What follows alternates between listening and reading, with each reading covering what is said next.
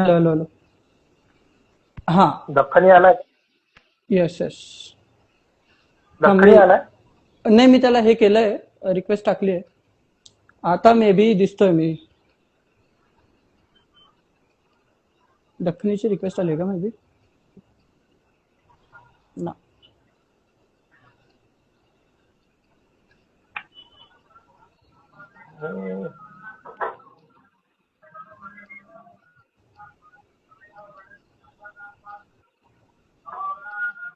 केलंय मी इन्व्हाइट.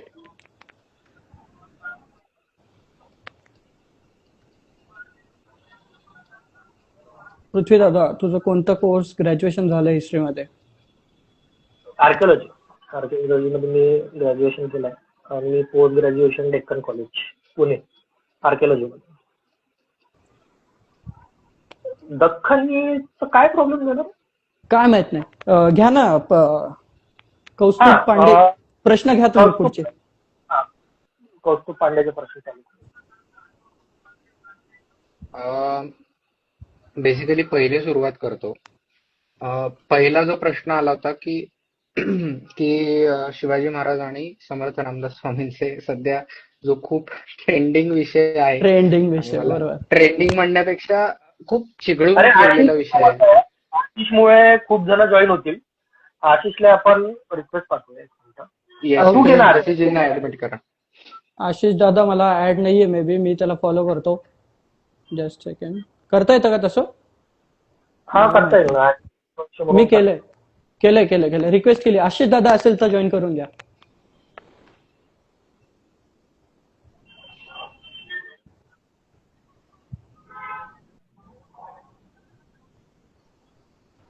जर वेळ असेल तुम्हाला तर करू शकता.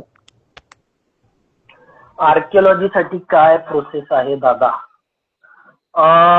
तुम्ही आर्किओलॉजी करू शकता. बीए मध्ये तुम्ही करू शकता. मुंबईमध्ये आता कोर्स चालू झालेला आहे. आणि जरी तुम्ही हिस्ट्री बॅकग्राऊंडचे असाल तरी तुम्ही करू शकता. पोस्ट ग्रॅज्युएशन तुम्ही आर्किओलॉजीमध्ये करू शकता. सायन्समध्ये तुम्ही ग्रॅज्युएशन केलं असेल तरी तुम्ही सायन्स इन आर्किओलॉजीमध्ये करू शकता. त्याच्यामध्ये पॅलिओबोटनॉलॉजी, त्याच्यानंतर बोटनी, हे सगळे सब्जेक्ट असतात. आर्किओ केमिस्ट्री हा एक पूर्ण विषय आहे. तर या सगळ्या गोष्टींचं तुम्ही तिथे अप्लिकेशन करू शकता. आशिष भारतवंशी यांनी जॉईन नम केलेला आहे. नमस्कार दादा.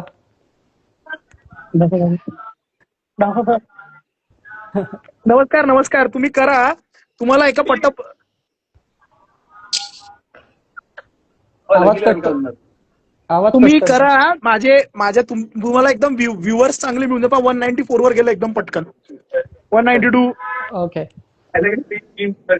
तर तुम्ही बोलत राहा. माझा ऑडिओ आणि हे म्यूट करून ठेवतो मी. तुम्हाला जे ओके. डिस्कशन करायचं ट्राय करा की तुम्ही लोक काय म्हणते तर हिंदीमध्ये जे काही आहे तुम्ही कराल. ठीक आहे. Okay okay That will give okay you more okay advantage. Okay. Okay. Yes yes. So Okay. let me tell you one thing, all my audience, that these people are, हे लोक जे आहेत हे ऍक्च्युली डिस्कशन करत आहेत सगळेच्या सगळे. यांचं discussion historical statements वरती आहे. तुम्हा लोकांना जर काही प्रश्न विचारायचे आहे तुम्ही कमेंट मध्ये प्रश्न विचारू शकता. आप सवाल पूछ सकते हैं कमेंट में. अगर आपको कुछ होगा तो एक्सपर्ट की 3 लोगों की मंडली बैठी हुई है. मेरे से भी ज्यादा एक्सपर्ट लोग हैं ये सारे के सारे. आप इनसे पूछ सकते हैं. मैं म्यूट करता हूँ तब तक के लिए. ठीक है. जय हिंद. जय हिंद दोस्तों. जैन जैन. थँक्यू. ओके, आता पुढचा मुद्दा काय आपला? आशिष कौस्तुभ. भारत. अबे हिंदीत ओय हिंदी. हिंदीत बोल पृथ्वीराज. हिंदीत बोल. हिंदीतले प्रश्न असतील तर आता हिंदीत घेऊ ना. आता येऊ दे ना. नाही हिंदीत नाही. अरे- प्रश्न हिंदीत घ्या. ऑडियन्स खूप मोठी आहे, नाही तर ऑडियन्स कमी होऊन जाईल. Okay okay okay okay. Chhatrapati Shivaji Maharaj और समर्थ रामदास स्वामी का संबंध और उनकी मतलब उनका मिलना हुआ था नहीं हुआ था, उसके ऊपर भी एक क्वेश्चन था. कौस्तुभ पांडे बात करने वाले उस पे. बोलिए. धन्यवाद आदर्श जी. ये सवाल बहुत ही इम्पोर्टेंट है मेरे हिसाब से, क्योंकि आप अगर अभी की सिचुएशन देखेंगे तो ये बहुत पिघला हुआ सवाल लग रहा है मेरे को. और मेरे हिसाब से ये जो संबंध निर्माण हुए हैं वो 1672 से निर्माण होते चले गए हैं.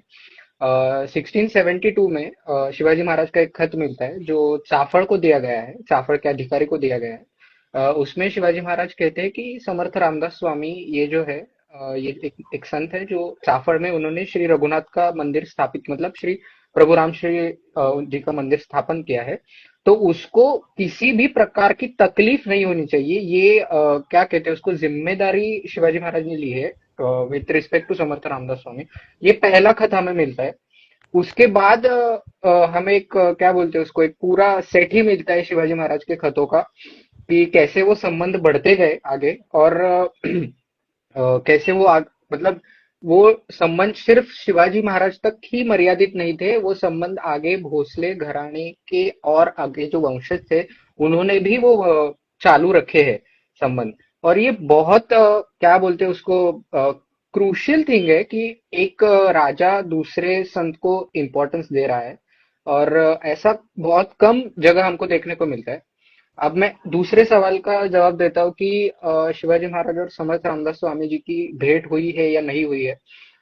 उसका आंसर जो है ऐतिहासिक तथ्यों के अनुसार वो यस आता है।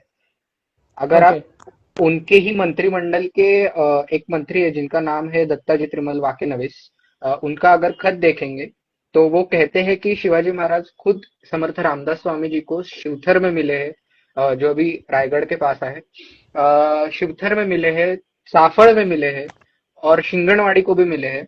ऐसे 2-3 जगह पर वो कंटिन्यूअस क्या बोलते हैं उसको, कंटिन्यूअस भेंट हो रही है।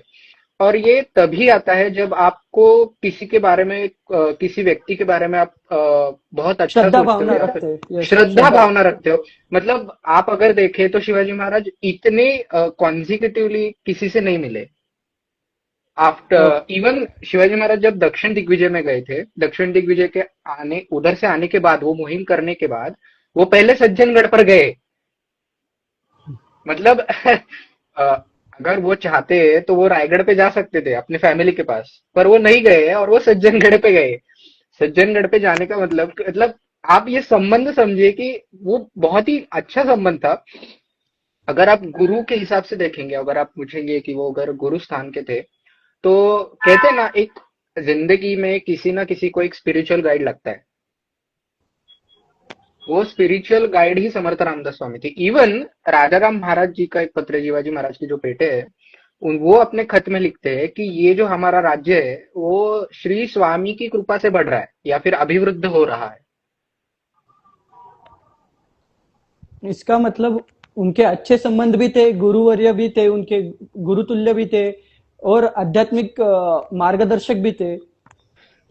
और ये सब मेरे को ये कंटेम्पररी सोर्सेस में से कंटेम्पररी सोर्सेस से बता रहा हूं मैं, उत्तरकालीन सोर्सेस तो है ही, पर कंटेम्पररी सोर्स का जो वैल्यू होता है, इन्होंने सुरेंद्रनाथ सेन जी ने कहा है कि इतिहासकार कब बड़ा होता है, जब उसका दिया हुआ पुरावा बड़ा हो या फिर उसका दिया हुआ ऐतिहासिक तथ्यों का मूल्य बड़ा हो, ये सुरेंद्रनाथ सेन कहते हैं। सो अगर मैं कंटेम्पररी सोर्सेस की ही बात कर रहा हूँ, इवन पृथ्वीराज जी को भी मालूम है कि आगे नागपुरकर भोसले जी के यहाँ भी वो संबंध बहुत अच्छी तरह से टिके हुए। मतलब सिर्फ महाराष्ट्र के सातारा, पुणे या फिर रायगढ़ भाग में समर्थ रामदास जी का प्रभुत्व नहीं है, वो नागपुर तक भी गया है। उसका सबसे बड़ा एविडेंस मतलब जो हमारे प्राइवेट साइड, हमारे जो पूजा घर रहते हैं, उस पूजा घर में समर्थ रामदास स्वामी की मूर्ति पूजी जा रही। तंजावर में उनके कुछ ना कुछ एविडेंसेस है, जैसे उनकी गुप्ती है, जो एक काठी रहती है, उसमें उसकी एक गुप्ती नाम का एक शस्त्र रहता है जो समर्थ रामदास स्वामी यूज। उसके बाद सातारा और कोल्हापुर में उनकी पादुका है, समर्थ रामदास स्वामी की पादुका नागपुरकर भोसलों के यहाँ पे भी पूजे जाते हैं। तो ये जो एविडेंसेस है, ये सभी एविडेंसेस, इवन समर्थ रामदास स्वामी पे जो पद रचे गए, उनके ऊपर खुद भोसलों ने, नागपुर के भोसलों ने उनके पद रचे हैं, वो पद भी मैंने अपने बुक पे दिए। मतलब भोसले घराने के, छत्रपति घराने के जो समर्थ रामदास स्वामी के उत्तरकालीन सोर्सेस, उत्तरकालीन जो एविडेंसेस मिलते हैं, उससे भी यही पता चलता है कि उनकी भक्ति, भोसले घराने की भक्ति रामदास स्वामी में कितनी थी। और एक सवाल आया है अपना, छत्रपति शिवाजी महाराज शाकाहारी थे या मांसाहारी थे? ये भी बहुत मतलब हमेशा पूछा जाने वाला, लोगों को पता नहीं, कंट्रोवर्शियल सवाल पूछने में बहुत मजा आता है शायद, पर दे दीजिए उत्तर अगर आपके पास होगा, तो आपके पास तो। सी, आप अगर कंटेम्पररी सोर्सेस पढ़ते हो तो हमें इंग्लिश डॉक्यूमेंट से पता चलता है कि शिवाजी महाराज का जो डाइट है वो दिन में एक ही बार खाते थे। हमें ऐसा स्पेसिफिक डाइट का प्लान नहीं पता है कि जो शिवाजी महाराज ले रहे हैं। अगर आप देखें तो रायगढ़ पे हेनरी ऑक्सिंडन आया है। हेनरी ऑक्सिंडन ने बोला है कि यहाँ के लोग जो है वो दाल और राइस का मिक्सचर खाते हैं, मतलब खिचड़ी खाते हैं। खिचड़ी खाते मतलब हुए। सिंपल रहने का जो क्या बोलते हैं उसको तरीका है, वो यहाँ के लोगों का है। और अगर हमें डाइट मिल नहीं रहा है तो इसका मतलब डाइट से किसी का कर्तृत्व नहीं डिसाइड होता है। वो कोई कुछ भी खाए, उनका कर्तृत्व जो है वैसा ही है। यस, ये तो बात सही है।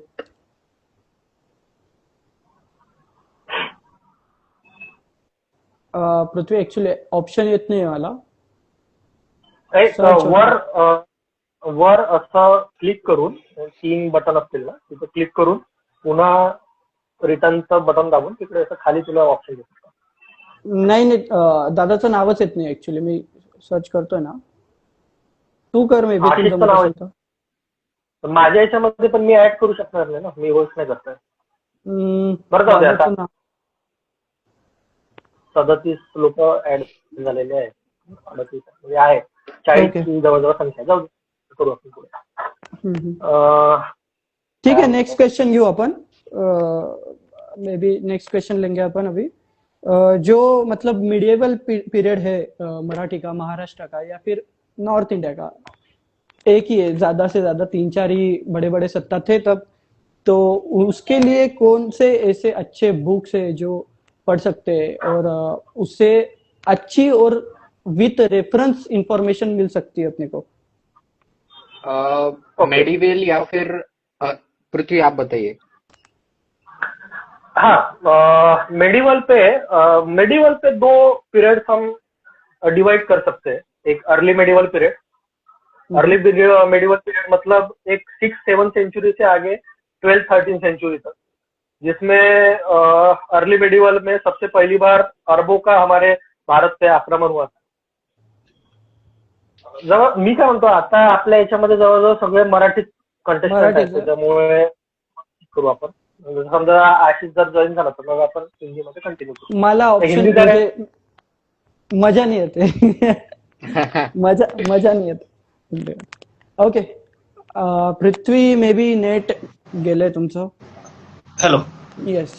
हा, मराठीचा काही हे आपल्या हिंदीचा काही प्रॉब्लेम? मग ते मराठीचा जरा चांगला बोल. हा, तर मग ते मराठी आपलं सॉरी मेडिवल पिरियडचे 2 पिरियड आपल्याला सांगता येतील. म्हणजे एक अर्ली मेडिवल पिरियड, याच्यामध्ये एक गुप्त पिरियडच्या असतानंतर ते जवळजवळ 13व्या-12व्या शतकापर्यंत, म्हणजे आपल्या इथे महाराष्ट्रामध्ये यादवांची सत्ता होती, उत्तरेमध्ये सुलतानशाही चालू झालेली होती, घोरी गजनीचे आक्रमण चालू होते, आणि दक्षिणेमध्ये होळकरांचं, चोलांचं आणि चालुक्यांचं मोठं राज्य होतं. तर या पिरियडमध्ये आपण हे सगळं डिवाइड करून पुढे मग आपण 13व्या-14व्या शतकापासून ते जवळजवळ एक 18व्या शतकापर्यंत, 18व्या शतक म्हणण्यापेक्षा त्यातल्या त्यात एक 17व्या शतकापर्यंत, पण काही इतिहासकारांच्या मते 18व्या शतकापर्यंत या काळामध्ये बहामनी सत्ता येत आहे. त्याच्यानंतर मुघलशाही तिकडे 16व्या शतकामध्ये स्थापन झालेली आहे दिल्लीमध्ये, आणि आपल्या इथे महाराष्ट्रामध्ये बहामनी सत्ता, कर्नाटकमध्ये होळकरांचे राज्य पडलेलं आहे, आणि याच काळामध्ये 15व्या शतकामध्ये विजयनगरचं मोठं साम्राज्य, शेवटचं हिंदू साम्राज्य उभं आहे. तर या सगळ्या पिरियडचं अवलोकन किंवा आढावा जर घेतो म्हटलं तर याच्यासाठी वेगळे वेगळे पुस्तकं आहेत. आणि त्याच्यानंतर आपल्या इथे 17व्या शतकामध्ये स्थापन झालेलं शिवाजी महाराजांच्या अंडर मराठा साम्राज्यावर मराठी मधले प्रचंड पुस्तकं आहेत. इंग्लिशमध्ये तसं पाहिलं तर वाखाणण्याजोगे आतापर्यंत तरी खूप काही लिखाण झालेलं नाहीये, पण चांगलं लिखाण त्यातलं त्यात म्हणाल आत्ता अपडेटेड लिखाण आहे उदय कुलकर्णी. मोठे मोठे ठोकळे पुस्तक आहेत उदय कुलकर्णी यांचे. हेराव Bajirao, extraordinary epoch of Nanasaheb Peshwa, solstice of Panipat, त्याच्यानंतर माधवराव पेशव्यांवर चांगलं पुस्तक आहे, राघोबावर असतात जे आत्ता आलेलं पुस्तक आहे, आणि द मराठा सेंचुरी नावाचं एक उत्तम पुस्तक आहे, ते इंग्लिश मधलं. हे सगळं मी इंग्लिश मधलेच पुस्तकं सांगतो, इंग्लिशमध्ये जर वाचण्याचं जर आवड असेल तर ते मराठा सेंचुरी हे एक सगळ्या मराठा इतिहासाचा बऱ्यापैकी आढावा आहे. आणि ज्या प्रकारे आपण म्हणतो की मुघलांकडून राज्य केलं आणि ब्रिटिश आले, तर त्याच्यासाठी हे एक चांगलं उत्तर आहे की 18व्या शतकामध्ये मराठे हे सगळ्यात प्रबळ सत्ता म्हणून भारतामध्ये स्थिर झालेले होते. आणि हा सगळा भारताचा इतिहास जो होता तो आपण मराठा सेंट्रिक पाहायला पाहिजे, तेव्हा कुठं आपण या सगळ्या राष्ट्रीय इतिहासाचं अवलंबन करू शकतो. ओके तर त्याच्या पृथ्वी, मी काय म्हणतो की थोडं शॉर्ट ठेवू आपण आन्सर, म्हणजे जास्ती आपले आलेले प्रश्न आपल्याला. हो, खूप प्रश्न भरपूर आहे आपल्याकडे. प्रत्येकाला 10 मिनिटं देणं शक्य नाही होणार मे बी. मनोयश पिल्लई चांगले पुस्तक आहे, मी पुस्तकं सांगून देतो यांना. मनोयश पिल्लईचे चांगले पुस्तक आहे. आणि त्याच्यानंतर आपल्या इथे मध्ययुगीन इतिहासावर तसं एक कंबाईन काम झालेलं नाहीये, पण उपिंदर सिंग यांचं आता जे एन्शियंट अँड अर्ली मेडिवल पिरियडचं जे पुस्तक आहे, चांगलं मोठं पुस्तक आहे, त्याच्यामध्ये अर्ली मेडिवल पिरियडवर बऱ्यापैकी लिखाण झालेलं आहे. एक माझ्या पाहण्यातलं एक चांगलं पुस्तक होतं विजयनगर साम्राज्यावर, वासुदेव उपाध्याय यांचं चांगलं पुस्तक आहे. हे काही पुस्तक आहे. नेक्स्ट क्वेश्चन, छत्रपती राजाराम महाराजांबद्दल इतिहास कमी का सांगितला गेला आहे? कमी सच नाही, मीन्स तेव्हा माझ्या मते तरी वेगळा काळ चालू होता स्वराज्यासाठी. आपली काय म्हणतात त्याला, राजधानी दक्षिणेत शिफ्ट करावी लागली होती वगैरे, खूप काही प्रॉब्लेम्स होते, त्याच्यामुळे पण असू शकतं मे बी. साहित्य कमी असतील, इतिहास कमी सांगितला गेला हे चुकीचं प्रश्न आहे असं मला वाटतं. बाकी तुमचं काय मत आहे याच्यावर? आवाज येतोय? येस येतोय आवाज. तुम्ही राजाराम महाराजांचं जसं आदर्शी म्हटलं की राजाराम महाराजांचा एरा बघा, पूर्ण धामधुमीचा काळ आहे. आणि स्वराज्याचा जो तिसरा छत्रपती आहे म्हणजे राजाराम महाराज, हे महाराष्ट्राच्या बाहेर राहून या सगळ्यांना झुंज देत आहेत, म्हणजे औरंगजेबाला लढा देत आहेत. जिंजीचा वेढा खूप जास्त वेळ चाललाय कम्पेअर्ड टू, म्हणजे आपण इतर वेढे जर पाहिले तर तो खूप जास्त वेळ चाललेला वेढा आहे जिंजीचा. त्यातनं सुद्धा सुटून येणं, मग परत राजाराम महाराज सिंहगडावर येणं, मग त्यांचं निधन होणं, तुम्ही बघितलं तर टेन्युअर खूप छोटा आहे आणि काम खूप जास्त झाले, पण त्यात लिखाण कमी झाले. पण तरी तुम्ही एक पॉझिटिव्ह साईड बघा. तुम्ही राजाराम महाराजांची तुम्ही जेवढीही पत्र काढून बघा, त्यांनी समर्थ संप्रदाय असेल, इतर देवस्थान असतील, त्या सगळ्यांना चालू राहिलेली इनामं चालूच ठेवलेली. म्हणजे इव्हन स्वराज्यामध्ये जर काय म्हणतात त्याला, मी नाहीये तरी इथली व्यवस्था किंवा इथल्या धार्मिक गोष्टींचे घडी बिघडणार नाही याची पूर्णपणे काळजी राजाराम महाराजांनी घेतलेली आहे. इव्हन एक पत्र मी तुम्हाला आता कोट करतो की 1696-97 एक पत्र आहे. त्या पत्रामध्ये राजाराम महाराज संताजी घोरपडे, रामचंद्र पंत अमात्य आणि अजून एकाला लिहिलेलं पत्र आहे. त्यात ते म्हणतात की मी जरी महाराष्ट्राच्या बाहेर असलो तरी हा महाराष्ट्र धर्म आहे तो तुम्ही पूर्ण रक्षण करायचंय त्या महाराष्ट्र धर्माचं. ते पत्र इतकं, इव्हन म्हणजे समर्थ रामदास स्वामींनंतर महाराष्ट्र धर्म हा शब्द राजाराम महाराजांनी घेतलाय. म्हणजे त्यांना कुठलं राज्य अभिप्रेत होतं हे ह्यावरून क्लिअरली दिसतंय की मला महाराष्ट्र धर्म टिकवायचा आहे. भलेही मी राज्यात नसलो, भलेही छत्रपती नसले राज्यात, तरी इथले जे लोक आहेत किंवा इथे महाराष्ट्रात जी माझी लोक आहेत त्यांनी हे राज्य टिकवणं अपेक्षित आहे. ओके, नेक्स्ट क्वेश्चन होता, बौद्धांनी शंकराचार्य शास्त्रार्थ मध्ये पारंगत असल्याने त्यांना विष दिले का? नाही, असे काही फालतू, म्हणजे त्याला काही अर्थ नसलेले प्रश्न करू पण नका, आणि ज्याचे पुरावे मिळत नाही त्याच्याबद्दल तर बोलायला पण नको आपण उगाचच. नेतोजी पालकर शंभूराजांच्या काळात पुन्हा मुघलांना सामील झाले का? झाले तर ते परत स्वराज्यात परत आले का आणि कधी आले? शॉर्ट मध्ये सांगा फक्त तुम्ही, हो आणि कधी आले त्याच्यावर बोलूयात, म्हणजे खूप क्वेश्चन्स आहेत त्यामुळे. पृथ्वी सांगताय का मी सांगू? नेतोजी पालकर फेवरेट विषय आपला. सो 1666 महाराजांनी त्यांना ते पन्हाळ्याचं जे प्रकरण झालं तिथनं काढलं आणि त्यानंतर नेतोजी औरंगजेबाकडे गेले किंवा जयसिंहाकडे गेले. मग पुढे त्यांचं कन्व्हर्जन झालं जबरदस्तीने. 1676 महाराजांनी त्यांना पुन्हा रिकन्वर्ट करून घेतलं हिंदू. अकबर ज्या वेळेला, औरंगजेबाचा दुसरा मुलगा जेव्हा दख्खनेत आलेला त्यावेळेला नेतोजी पालकराला व्यवस्था ठेवण्यासाठी पाठवलेले. म्हणजे ही नोंद आपल्याला संभाजी महाराजांच्या कारकिर्दीत सापडते. त्यानंतर आपल्याला राजाराम महाराजांच्या काळात एक उल्लेख मिळतो. त्यानंतर ते परत कन्वर्ट झालेत. औरंगजेबाने जबरदस्तीने केलं का त्यांना काय म्हणतात त्याला, ते स्वतःहून कन्वर्ट झाले ह्याच्याबद्दल काही माहिती नाहीये, बट ते कन्वर्ट झाले याचा पुरावा आहे. त्यानंतर त्यांना आपल्या उस्मानाबाद जिल्ह्यातील आय गेस तिकडच्या साईडला वतन दिलं गेलं. ते वतनाचं तर मला नाव लक्षात नाहीये, पण तिकडनं 31,000 गावांचं उत्पन्न त्यांना मिळत होतं. ह्याची ऑफिशियल फारसी रेकॉर्ड अवेलेबल आहे. औरंगजेबाच्या नंतरचे जे फरुख सय्यर वगैरे हे जे बादशाह होऊन गेले त्यांच्या अधिकृत शिक्क्याची किंवा त्यांच्या परवान्याची जी पत्र आहेत ती अवेलेबल आहेत. त्यामुळे 31,000 वगैरे उत्पन्न असणारी गावं, त्यांचं उत्पन्न त्यांना मिळत होतं वगैरे हे काय म्हणतात त्याला डॉक्युमेंटेड आहे.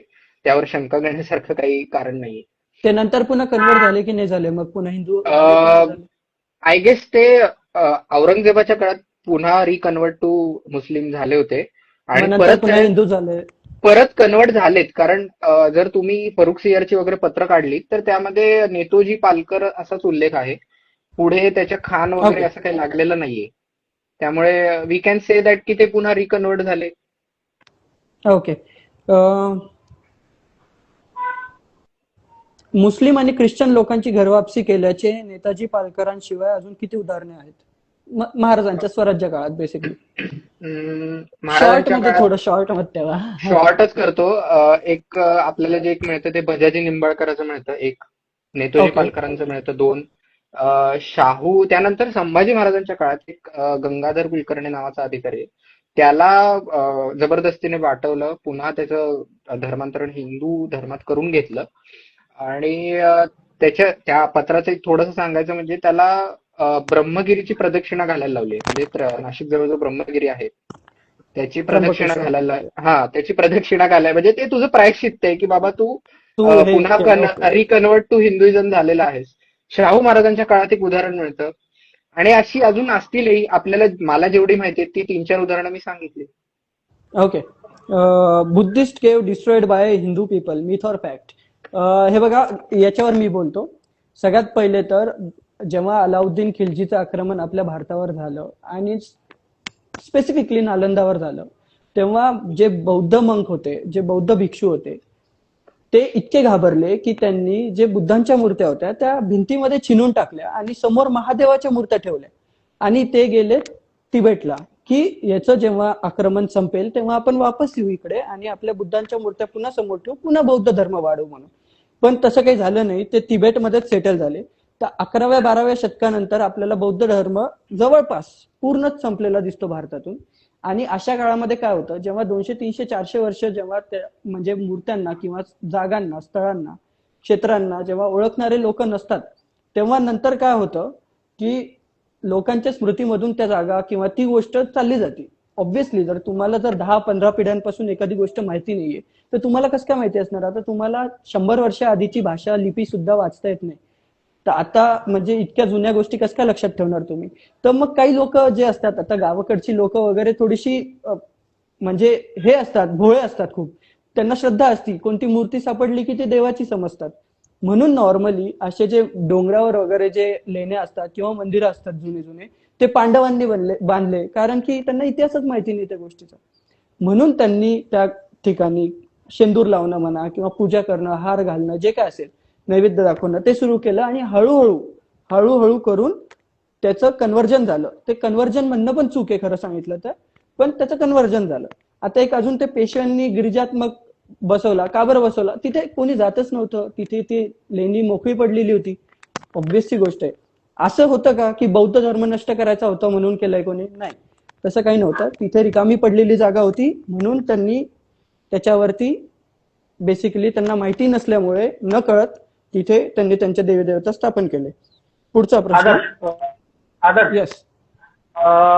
हे इथे म्हणताय की काही जे प्रश्न आहेत ना, म्हणजे ज्याच्यावर बोलता येण्यासारखं किंवा जे कॉन्ट्रोवर्शियल आहेत, तर ते थोडे आपण लांब किंवा चांगल्या प्रकारे एक्सप्लेन करू आणि काही जे ऑनलाईन आहे किंवा वन वर्ड आहे ते उडवून जाऊ, म्हणजे अशा प्रकारे.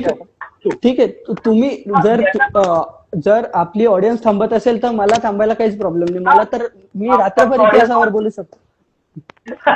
येस कारण आता अजून महत्वाचं याच्यामध्ये ऍड करण्यासारखं असं आहे की असाही तो एक प्रोपगंडा आहे की शुंग काळामध्ये अशोकानं बांधलेले सगळे स्तूप पाडले गेले किंवा बौद्धांच्या मूर्त्या पाडल्या गेल्या. तर बौद्धांच्या मूर्त्या त्या काळामध्ये बनल्याच नव्हत्या. कारण सगळ्यात महत्वाची गोष्ट म्हणजे त्या काळामध्ये हिमयान होतं. हिमयानामध्ये येस महत्वाची गोष्ट म्हणजे मूर्ती बनवण्याचं प्रावधान नव्हतं. येस आणि पहिली मूर्ती कुशाण काळात बनली. कुशाण काळामध्ये तर सगळ्यात महत्वाची येस त्याच्या पुढची महत्वाची गोष्ट म्हणजे शुंग काळामध्ये बांधले गेलेले भारत आणि शांतीचे स्तूप आहेत.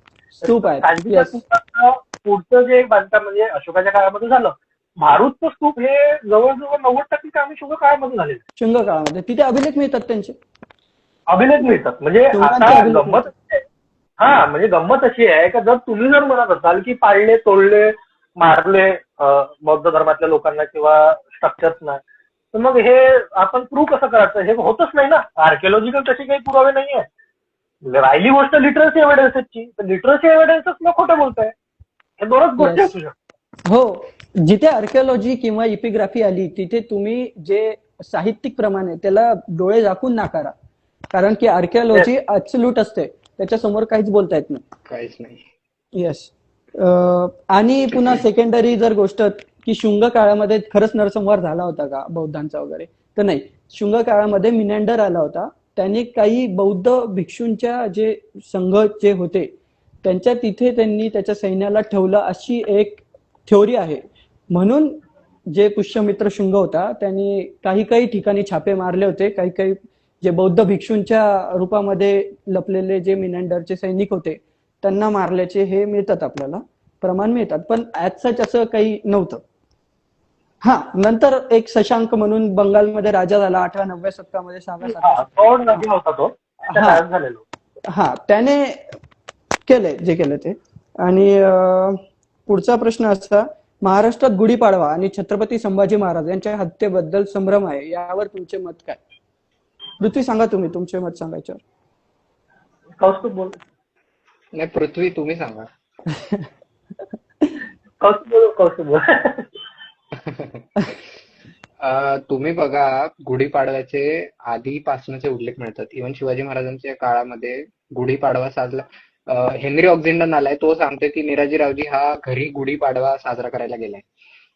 त्याच्या आधी संतांच्या साहित्यामध्ये सुद्धा आपल्याला गुढीचे उल्लेख मिळतात. त्याच्याही आधी मिळतात.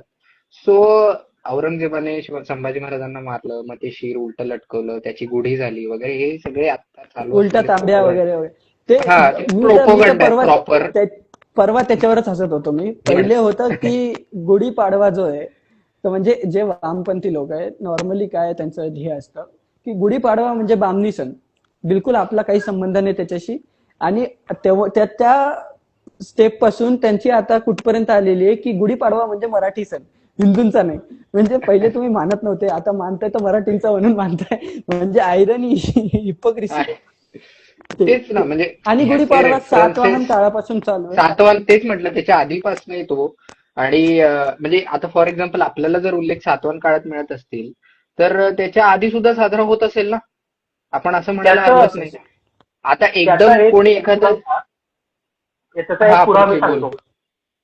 म्हणजे आपण काय आहे का प्रिकर्सर्स पाहतो प्रत्येक गोष्टीचे आपण प्रिकर्सर्स पाहतो आणि त्याच्यामुळे मग पुढे जाऊन त्याच्यामध्ये कल्चरली काय काय ऍडिशन झाल्या किंवा काय काय बदल झाले हे आपण त्याच्यामध्ये सांगू शकतो. आता हा जो गुढीपाडवा आहे ना याच्यातली सगळ्यात महत्वाची गोष्ट म्हणजे आपण वैदिक काळामध्ये किंवा उत्तर वैदिक काळामध्ये किंवा गुप्त काळापर्यंत त्याच्याही नंतर मला वाटतं 7व्या-8व्या शतकापर्यंत इंद्रध्वज नावाचा एक उत्सव होतो. येस येस येस आपल्याला पुरावे मिळतात कॉइनवर मिळतात इंद्रध्वज. येस त्याच्यानंतरची हे पुढची स्टेप आहे असं काही संशोधकांचं काही विद्वानांचं काही जणांची थ्योरी आहे. येस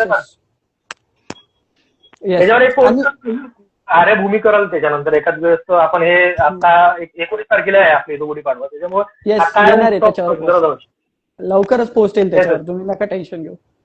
डिटेलमध्ये पोस्ट मिळेल तुम्हाला. आता वैदिक काळाचा एक हे निघालाच आहे तर उत्तर वैदिक काळात स्त्रियांचे अधिकार का कमी केले गेले. आधुनिक भारतात ब्राह्मण आणि ब्राह्मणेतर याच्यावर बोला. मी बोलतो याच्यावर. सगळ्यात पहिले तर उत्तर वैदिक काळामध्ये कोणत्या स्त्रियांचे काही अधिकार कमी झालेले नाहीये. मी माझ्या अकाउंटवर सातवाहनकालीन एक अभिलेख जुन्नर मधला अभिलेख आहे अंबिका लेणी मधला. त्याच्यामध्ये एक म्हणजे यज्ञी क्रमिला म्हणून काहीतरी तिचं नाव होतं तर ती वेदांमध्ये पारंगत होती आणि त्याचा पण एक पदपाठ क्रमपाठ असतात, वेगवेगळे प्रकार असतात वेद लक्षात ठेवायचे.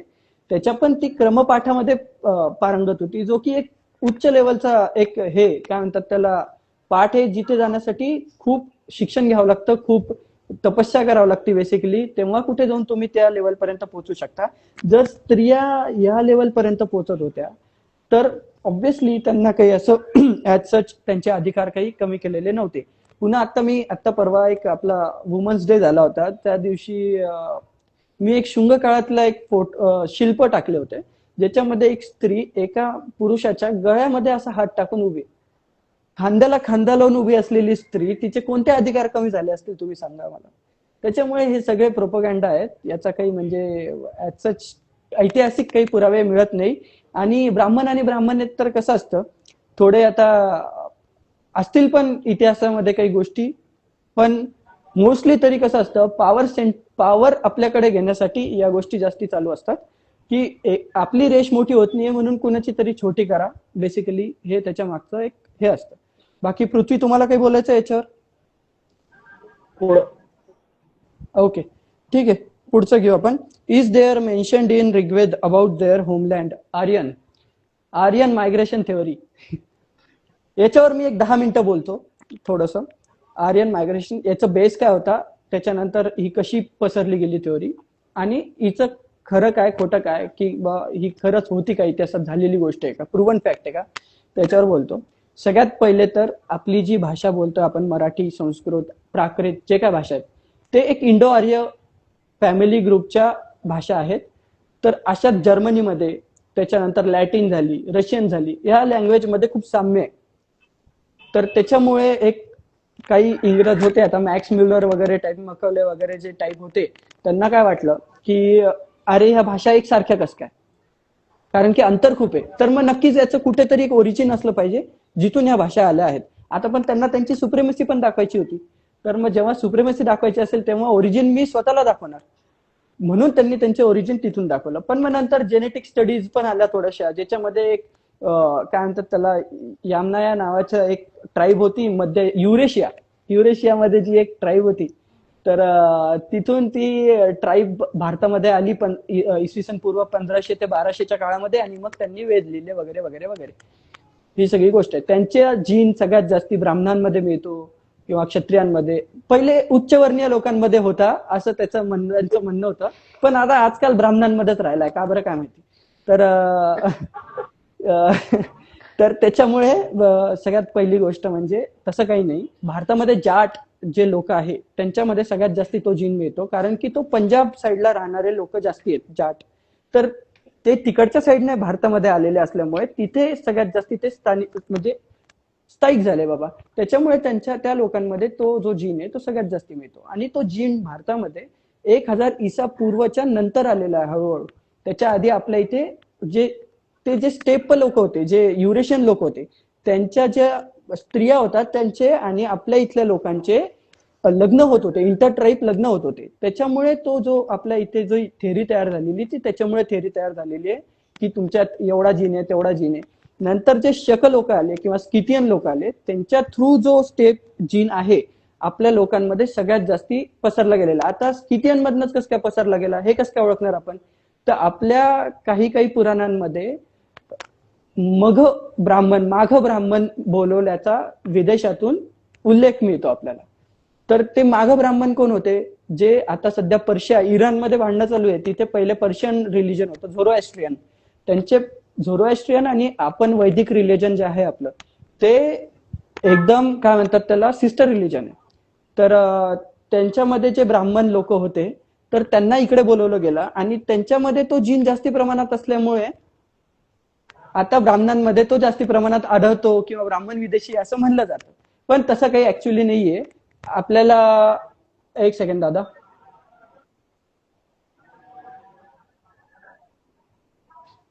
केली एक्सेप्ट दादा.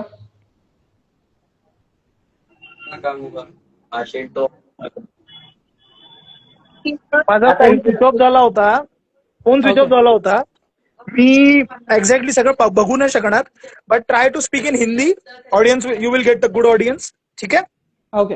I am doing my mic off and my music mute. Just speak in Hindi and try Okay. to explain सुरू काय आहे सध्या, थोडा संक्षिप्त मध्ये त्यांना एक्सप्लेन करा and they will be with you. ठीक आहे. मी एक कमेंट करतो, ओके. ते करून ठेवा. ओके. कमेंट पिन करी कमेंट. आलीच नाही अजून.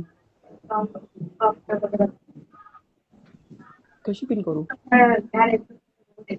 Pin comment. ओके. हाँ, तो साथियों फिलहाल तो आर्यन माइग्रेशन, आर्यन इन्वेजन पे बात हो रही थी हमारी. तो मैंने बेसिकली जीन और जो जेनेटिक एविडेंस है उसके बेसिस पे और अपने जो पौराणिक संदर्भ है उसके बेसिस पे मैंने माइग्रेशन थ्योरी को कैसे डिबंक करा जा सकता है उसके बारे में बात की है. अभी मैं आर्कियोलॉजिकल फैक्ट पे बात करने वाला हूँ कि अपना जो स्टेप एंसेस्ट्री जो है, जो सो कॉल्ड आर्यन जीन है जो भारत में आया है, तो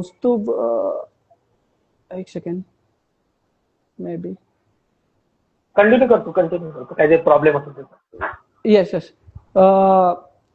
जो स्टेप एंसेस्ट्री जो इंडिया में आई है वो बेसिकली 1000 ईसा पूर्व जो बीसी ही है, उसके बाद से अपने को इंडिया में जो मेल ओरिएंटेड जो स्टेप एंसेस्ट्री है वो मिलती है. उसके पहले जो है फीमेल ओरिएंटेड एंसेस्ट्री मिलती है.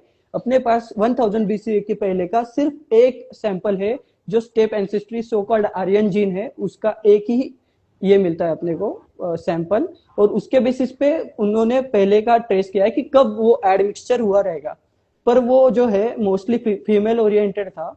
उसके बाद 1000 बीसी के 1000 बीसी के बाद अपने को वो एंसेस्ट्री मिलती है. पर अपने को जो है वैदिक रिलीजन के जो यज्ञ वगैरह थे, जो यज्ञ वगैरह करते थे अपन, पशुपति सील वगैरह, शिवलिंग, ये सब अपने को इंडस वैली सिविलाइजेशन से ही मिलते हैं.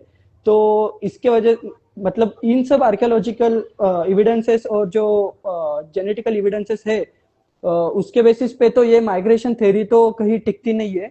ये बस एक आजकल प्रोपोगेंडा हो गया है, किसी को ऊंचा नीचा दिखाने के लिए. वो तो दोनों तरफ से यूज होता है आजकल कि हम सुपीरियर, तुम विदेशी, ये सब. तो इससे मैं और एक ऐड करता हूँ. आर्कियोलॉजिकल प्रूफ जो मिलते हैं कि आर्कियोलॉजिकल प्रूफ की यहाँ पे बात चल रही थी, तो कालीबंगन हो गया, फिर उसके बाद हड़प्पा, राखीगढ़ी, ये जो साइट्स के जो एक्सकवेशन हुए, इन सभी साइट्स पे सबसे महत्वपूर्ण बात हमको क्या मिलती है, तो फायर अल्टार्स. फायर अल्टार्स जो है, फायर अल्टार्स हमको डायरेक्ट प्रूफ देते हैं कि वहां पे यज्ञ होते थे. अभी इसके पहले के जो एक्सकेवेटर्स थे, कुछ आर्कियोलॉजिस्ट थे जो मन से ही बायस थे, उनको यही दिखाना था कि ये फायर अल्टार्स बाकी कुछ नहीं है, गार्बेज है, गार्बेज एरिया है. उन्होंने अपने रिपोर्ट्स में कोई कोई मेंशन किया है, कहीं कहीं पे उन्होंने इंटरप्रिटेशन किया है कि ये गार्बेज एरिया जहाँ पे कुछ कुछ सामानों को जलाया जाता, जो वस्तुएं काम की नहीं होती थी उनको वहां पे जलाया जाता. फिर उसका बॉटनिकल और केमिकल एनालिसिस हुआ कि वहां पे क्या मिला है. तो यज्ञ सामग्री जो होती है और जिसको हविष्य कहा जाता है, जिसको यज्ञ में डाला जाता है, वो सब कुछ वहां पे मिला है जो हम आज के यज्ञ में यूज करते हैं. तो इसका क्या प्रूफ है, इसका हम बता सकते हैं. तो ये डायरेक्ट प्रूफ हमें यही मिलता है कि वहां पे यज्ञ संस्था थी, यज्ञों का उपयोग होता था. लगभग 5000 साल पहले भी वही कल्चर, वही सब कुछ रिचुअल्स थे जो हम आज परफॉर्म करते हैं. उसका मैंने एक तरुण भारत में इस पे आर्टिकल भी लिखा है कि जो पूर्वज, पितर पूजा जिसको हम कहते हैं, पूर्वजों की हम पूजा जो करते हैं, कालीबंगन ये जो साइट है, इसमें पिंडदान के हमें एविडेंसेस मिले. पिंडदान क्या होता है, राइस केक्स बेसिकली है जो अपन पिंडदान करते हैं, उसके एविडेंस बॉल्स जो होते हैं वो वहां पे मिले. ऋग्वेद में इसके पुरावे हैं, फिर बाद में ब्राह्मण ग्रंथों में इसके पुरावे, आरण्यकों में इसके पुरावे, उपनिषदों में इसके पुरावे. तो ये एविडेंसेस हमें ये भी बताते हैं कि ये कल्चरल कंटिन्यूटी जिसको हम कह सकते हैं, ये सब कल्चरल कंटिन्यूटी वहां पे है. तो हम इसको इनकार क्यों करें कि वो लोग अलग थे, फिर बाद में आर्यन है, फिर ये अलग हुआ, ये हो ही नहीं सकता. यस. आशीष दादा आई गेस फिर से लेफ्ट हो गए. कौस्तुभ जॉईन झाला नाही का? मी त्याला रिक्वेस्ट टाकतो यार, बट तो मीन्स आशिष दादाला आली ओके, होईल आता कौस्तुभ जॉईन। यस, तो फिर बेसिकली जो है आर्यन माइग्रेशन थ्योरी कहीं पे स्टैंड करती है नहीं है, क्योंकि उसका एज सच इतना कुछ अपने को एविडेंस मिलता है नहीं बेसिकली। हेलो हेलो हेलो पृथ्वी, हेलो। आवाज येतोय माझा? यस, अटकला होता तू। हा, त्याचं काय, कौस्तुभचं काय झालं? आय डोंट नो, मी त्याला रिक्वेस्ट टाकतोय तो ऍक्सेप्ट नाही कर, अनेबल टू जॉईन बोलतोय तो। मेसेज टाक त्याला इकडे व्हॉट्सअपला। आणि महत्वाची गोष्ट म्हणजे हे सेव्ह कर, समजा जर आपण जर रील बनवू शकलो याच्यावर काही पॉइंट घेऊन, तर आपण चांगल्या प्रकारे एडिटिंग देऊ आपण दख्खनी सरदार करल। Okay okay okay, yes. हा, आणि अजून राखीगडीमध्ये जे हे मिळतात आपल्याला, यज्ञाचे पुरावे मिळतात, त्याच्यामध्ये तर पशुबळीचे पण सुद्धा प्रमाण मिळतात आपल्याला। त्याच्यामुळे असं ऍज सच तुम्ही हे बोलू नाही शकत की एक आर्य ग्रुप होता बाबा जो बाहेरून आला वगैरे, हे सगळं म्हणजे भंकस गोष्टी आहे। आणि Kaustubh author is unable to join बोलतोय तो, का बरं काय माहिती। कौस्तुभ, तुझं नेट खराब आहे may be.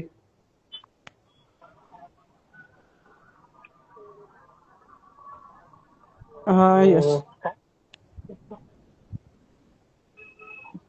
Do you guys have any support from CM Fadnavis ji? Nice question यार, एकदम भाई बहुत सपोर्ट है। इतना सपोर्ट है कि अभी छोड़ो, आपको पर्सनली डीएम करके बताऊंगा मैं।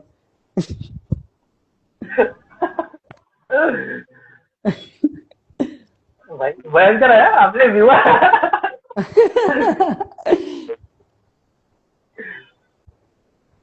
गाइज आप सपोर्ट कीजिए, बस वही बहुत हुआ। फडणवीस जी को सपोर्ट मतलब वो करेंगे नहीं करेंगे वो बात की बात है, फिलहाल आप कीजिए बस, आपका सपोर्ट इम्पॉर्टंट आहे फिलहाल। पुढचा घेऊ आपण। कौस्तुभ, मी खूप वेळेस एक्सेप्ट केली तुझी रिक्वेस्ट, माहित नाही तू का बरं जॉईन नाही होते ते बघ, Kaustubh Pandey author is unable to join. I don't know what happen. तू रिक्वेस्ट पाठवतो, एक काम कर, तू अरे मी 100 वेळेस पाठवली। अरे एक काम करू का, लिव्ह करून पुन्हा जॉईन करू का? हा, लाला जाऊ दे। ओके, तुझं नेट खराब होतं कौस्तुभ, बाकी काही नाही। अरे बापरे। बाप्पा रावलचे पशुबळीचा झाला का? येस, पशुबळीचा झाला। बाप्पा रावलचे Okay, प्रूफ fine. काय काय आहेत आपल्याकडे? पृथ्वी, याच्यावर तू बोल, मला एवढं ऍक्सेस याच्यावर माहिती नाहीये। काय काय काय बाप्पा रावलचे काय काय प्रूफ्स आहेत आपल्याकडे? प्रूफ्स म्हणजे access- नाही, मला माहित नाही काय ते. बाप्पा रावलचं काय, जे आहे इतिहासात ते आहे। तुम्ही कुठला म्हणजे का बरं तुम्हाला बाप्पा रावल बद्दल विचारावं वाटलं? मला ते समजलं नाही पहिले। काय म्हणजे प्रश्न नेमका काय तो म्हणजे मी सांगू शकत नाही, म्हणजे एखाद्या काही घटनेवर वगैरे असतं तर काही बोललो असतो। नाही नाही नाही नाही, त्यांचे काय प्रूफ्स आहेत आपल्याकडे? ओके, नाही आम्हाला, सॉरी, आम्हाला माहिती नाही। दुसरा प्रश्न घेऊ, जगभर कोणत्या धर्माचे किंवा संप्रदायाचे अस्तित्व हे प्रथम आहे आणि कधीपासून? सविस्तर माहिती। असं तुम्हाला काय? एका धर्माचं कुठेच मिळणार नाही ऍक्च्युली। तो सुया_14C हे विचारतात, जगभर कोणत्या धर्माचे किंवा संप्रदायाचे अस्तित्व हे प्रथम आहे आणि कधीपासून? सविस्तर सांगा।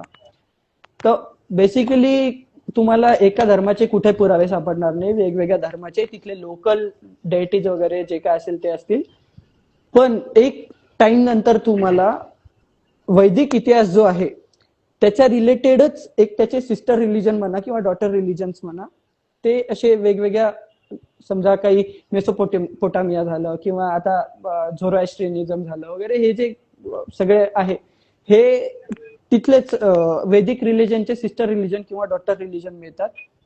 त्याचे पुरावे पण खूप मिळतात आपल्याला। एक आपण जो आर्यन मायग्रेशन वाला जो एक पॉइंट घेतला होता, ज्याच्यामध्ये आपल्याला हे तर माहिती आहे, वेद आपल्या सरस्वती काठी लिहिले गेलेत, सरस्वती नदीचे पुरावे पण सापडलेत। 2014 इस्रोने रिमोट सेन्सिंग करून तिचं पॅलिओ चॅनल शोधून काढलं. त्याचा रिपोर्ट पण ऑनलाईन अवेलेबल आहे, पीडीएफ तुम्हाला फ्रीमध्ये मिळून जाईल वाचायची असेल तर. 1400 ईसा पूर्वचा बोगाच कोई जो आता सध्या मे बी कुठे आहे ते बोगाच कोई, हिते मिते ते हिटाईटाईन मिटाईनचं ते मला ते बेबीलोन या भागामध्ये आहे, आजचं सिरिया बेबीलोन या भागामध्ये. हा, तर तिथे 1400 ईसा पूर्वचा काय म्हणतात त्याला लेखी पुरावा अभिलेख मिळालं आपल्याला वैदिक धर्माचा मिळतो. त्याच्यामध्ये इंद्र, वरुण, त्याच्यानंतर मित्र आणि नासत्य. नासत्य कोण होते, जे आपल्याकडे अश्विनी कुमार आहेत 2, त्याच्यातला एक जो अश्विनी कुमार आहे त्याचं नाव नासत्य आहे. तर या चौघांचं नाव तिथे सापडतं. पण आता काही लोक याच्यावर पण प्रश्न करतात की ते झेंद अवस्था देव असतील, कारण की त्याच्यात पण सेम ते सिस्टर रिलीजन आहे आपलं. पण त्याच्यामध्ये जे आहेत ह्या देवांना, जे इंद्र आहे त्याच्यामध्ये तो डिमन आहे, तिथे तो दुश्मन आहे. तिथे असुर म्हणजे देव म्हणजे डिवाइन लोक आहेत आणि देव म्हणजे दुश्मन लोक आहेत. आपल्या इकडे देव म्हणजे डिवाइन लोक आहे आणि असुर म्हणजे दुश्मन लोक आहेत. तर म्हणून इंद्राचं नाव तिथे असू शकत नाही. तिथे एक ट्रीटी झाली होती, जगभरातल्या देवांच्या साक्ष ठेवून त्यांनी तिथे एक ट्रीटी लिहिली होती, काहीतरी त्या 2 राजांमध्ये किंवा राज्यांमध्ये झालेली ट्रीटी ती.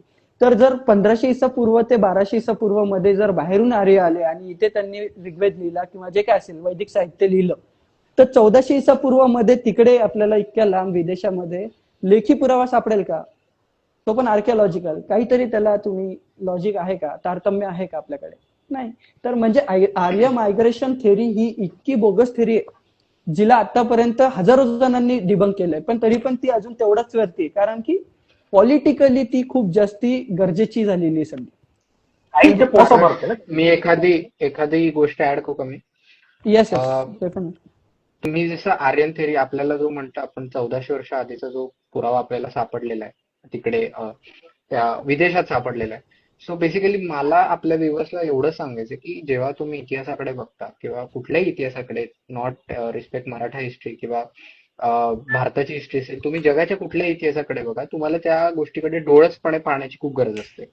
तुम्ही जर आत्ताच्याच असणाऱ्या थेअरीजवर किंवा तुम्ही आत्ताच्याच असणाऱ्या थेअरीजवर, लाईक फॉर एक्झाम्पल मी सांगतोय, पृथ्वी सांगतोय किंवा आदर्श सांगतोय, हे सगळे सांगतात आहेत, पण त्यांना खरंच आधार आहे का, ह्या गोष्टीकडे तुम्ही लक्ष दिलं तर मग तुमचं ज्ञानात भर पडणार आहे. हा एक मला खूप महत्वाचा मुद्दा इथे जोडा असा वाटतो.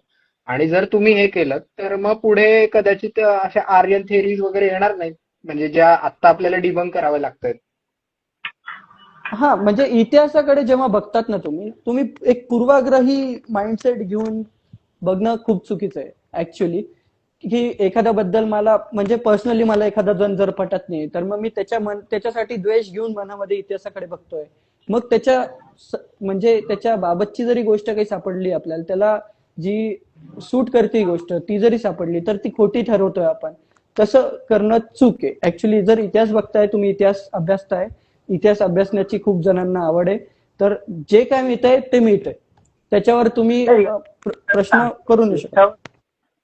याच्यावर एक सांगतो, म्हणजे आपल्या इथं म्हणजे मी सांगतो ना, इथं भारतामध्ये जेवढा प्रॉब्लेम आहे, म्हणजे आयडियोलॉजिकल बेसिसवर इतिहासाचं लिखाण किंवा वाचन ज्या प्रकारे आपण करतो, किंवा आपल्या भारतामध्ये ज्या प्रकारे इतक्या मोठ्या प्रमाणामध्ये आपण एखाद्या रायटरवर किंवा एखाद्या कोणीतरी आयडियोलॉजिकल रायटरवर आपण अवलंबून असतो, त्याचं सगळ्यात मोठं कारण म्हणजे हिस्टोरिओग्राफी किंवा ज्याला आपण म्हणतो का इतिहास संशोधन पद्धती, हे काय असते हे भारतामध्ये शिकवल्याच जाते. दुसरी महत्वाची गोष्ट म्हणजे आपल्या इथं गव्हर्नमेंटने ह्युमॅनिटीज फील्डवर अत्यंत कमी खर्च केलेला आहे आणि करत सुद्धा आहे. म्हणजे अत्यंत कमी आपण आता सुद्धा ह्युमॅनिटीज फील्डकडे दुर्लक्ष करतो आणि पैसे खर्च करतो.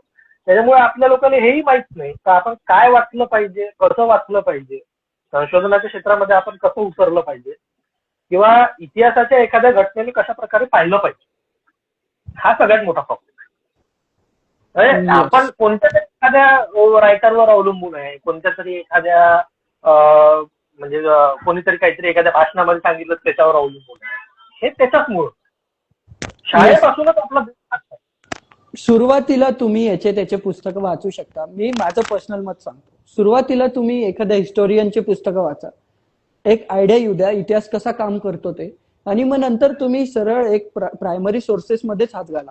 कारण की प्रायमरी सोर्सेस जे असतात ते म्हणजे बायस नसतात, ते जे झालंय ते झालंय असं सांगतात.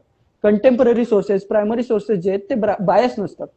तर त्याच्यातून तुम्ही इतिहास शिकायचा तेवढा प्रयत्न करा, तो चांगलं, ते म्हणजे तुम्हाला बायस नसलेली हिस्ट्री जी आहे ना ती कळेल त्याच्यातून.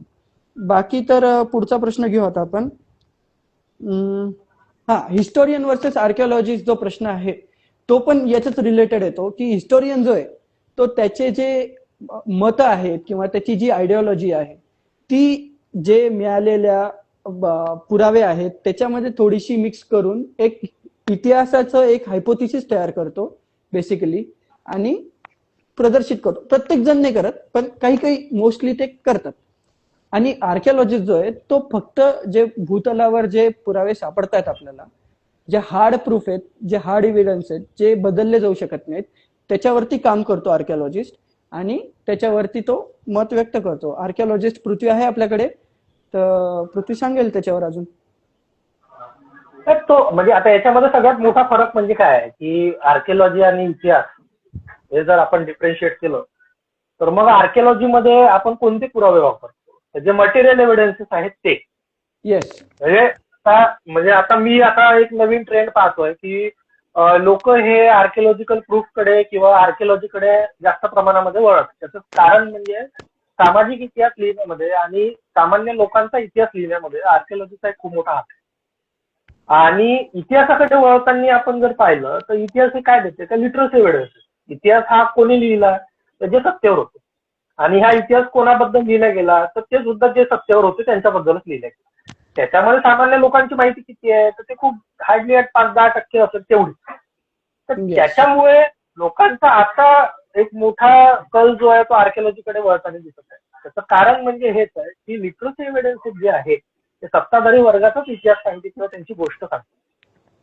आर्किओलॉजीचं तसं नाहीये. आर्किओलॉजी जे आहे हे सामान्यांचा इतिहास सांगते आणि आर्किओलॉजीचे जे पुरावे आहे हे अधिक ठोसपणे आपण मांडू शकतो. जास्ती ऑथेंटिक असतं. येस.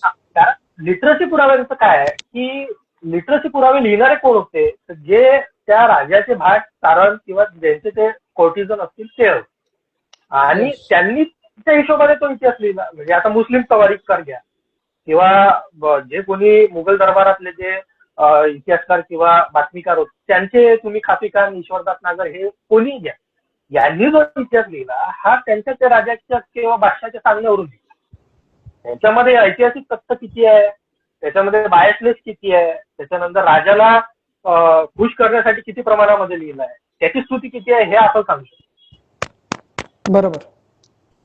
हा तो फरक. म्हणून तो आर्किओलॉजीचा जो पुरावा आहे हा अधिक ठळकपणे आपण सांगितलं पाहिजे ऍज कम्पेअर टू लिटरेचर.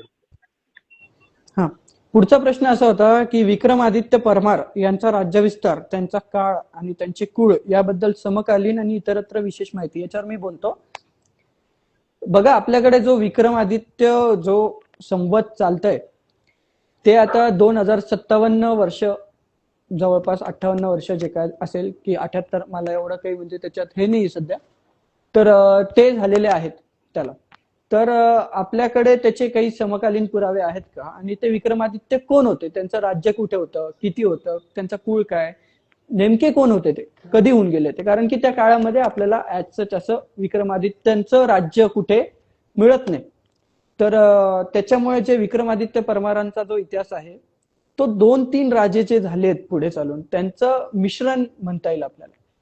एक आपल्याला पहिले शतक ईसा पूर्व मध्ये एक कॉइन मिळतो, तांब्याचा का लाखेचा कॉइन येतो माझ्या मते, तर त्याच्यावरती विक्रम लिहिलेलं मिळतं आपल्याला. तर मुळात जे विक्रम संवत ज्यांनी जे शककर्ते असतील ते विक्रम संवत करणारे जे विक्रमादित्य आहेत ते हे विक्रम असतील असं खूप इतिहासकारांचं म्हणणं आहे. तर त्या आदित्यांनी एक उज्जैनीमध्ये त्यांचं राज्य असेल, सामंत असतील, लहान राज्य असेल त्यांचं मे बी, कारण की त्याच्यामुळे आपल्याला पुरावे मिळत नाहीत त्यांच्यामुळे.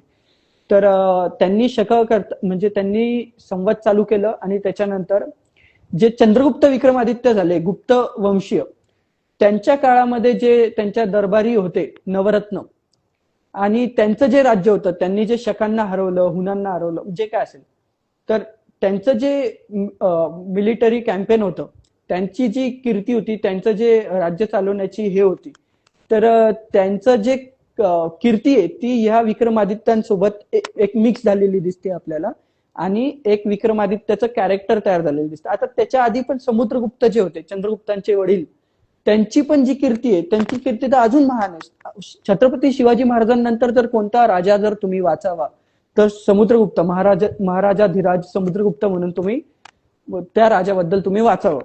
तर त्यांची कीर्ती, आणि पुन्हा त्याच्यानंतर कुमारगुप्त जे चंद्रगुप्ताचे पुत्र होते, त्यांचा मुलगा स्कंदगुप्त जो होता, त्याच्याबद्दल त्याने पण विक्रमादित्य लावलं होतं.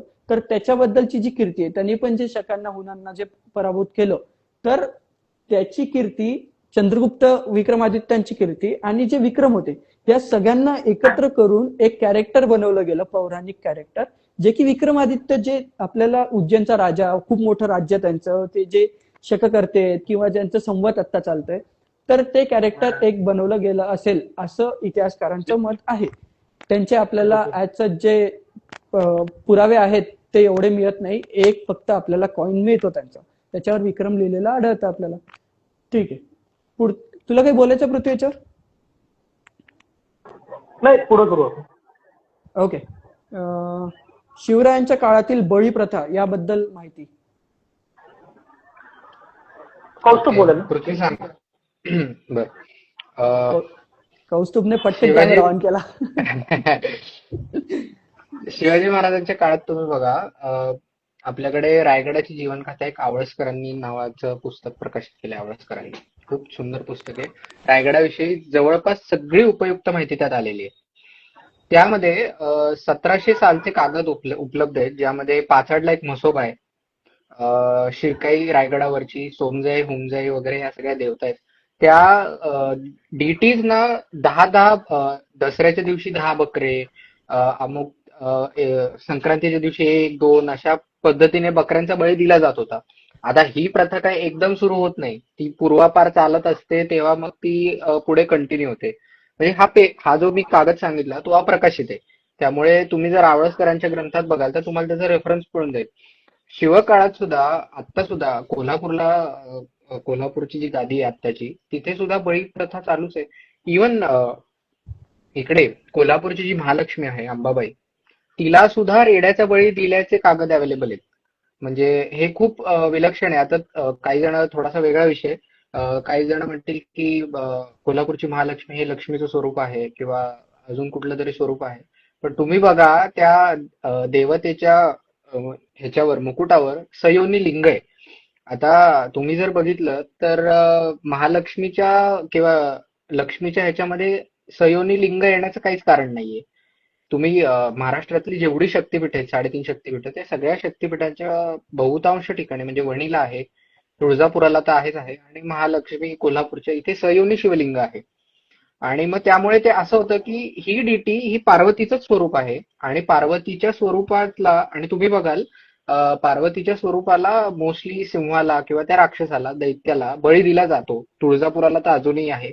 महालक्ष्मीचं अजून चालू नाहीये वाटतं, अजून बंद झालंय. बंद झालं, त्यामुळे 150 वर्ष झालं त्याला. 150 वर्ष झाली बंद झाले. त्यामुळे ही प्रथा चालू होती शिवकाळातही.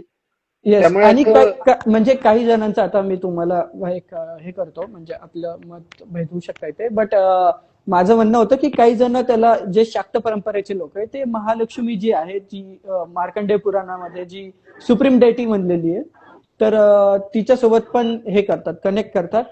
आणि एक आताच काल वाचण्यात आलं, माझ्या एकासोबत बोलणं चाललं होतं, त्याच्यामुळे बौद्धांचं एक सूत्र आहे वज्रयानाचं, 10व्या 11व्या 12व्या शतकात लिहिलेलं, ज्याच्यामध्ये सप्तमातृकांबद्दल बेसिकली लिहिले. एक अजून ऍड केली कुठली तरी त्यांनी, तर विनायकी माझ्या मते ऍड केलेली. तर तिच्यामध्ये महालक्ष्मीबद्दल डिस्क्रिप्शन आढळतं, आयकोनोग्राफी मिळते आपल्याला. त्याच्यामध्ये तिला म्हणजे तेच खेटक वगैरे जे तिच्या हातामध्ये आहे, म्हाळुंग वगैरे जे आहे, ते सगळं धारण केलेली महालक्ष्मी असं जे सांगितलेलं आहे, आणि तिला सुप्रीम सांगितलेलं आहे बेसिकली त्याच्यात. तर महालक्ष्मीचा तो एक पुरावा आपल्याला मिळतो. आणि त्याच्यावरच एक प्रश्न आपल्याला होता कौस्तुभ, की जे कोल्हापूरचं शक्तिपीठ आहे ते बौद्ध स्तूप किंवा जैन जिनालय आहे का, आणि याची शक्यता आहे का. तर मी याच्यावर पहिले आर्किओलॉजिकल जे काय इपिग्राफिकल आपल्याकडे एव्हिडन्स आहे ते बोलतो, नंतर तू बोलते खरेंचं माझ्या मते तू बोलशील. हो हो. तर आपल्याकडे एक अमोघ वर्ष म्हणून एक राष्ट्रकूट राजा होऊन गेला, ज्याचं दुसरं नाव होतं श्री वीरनारायण.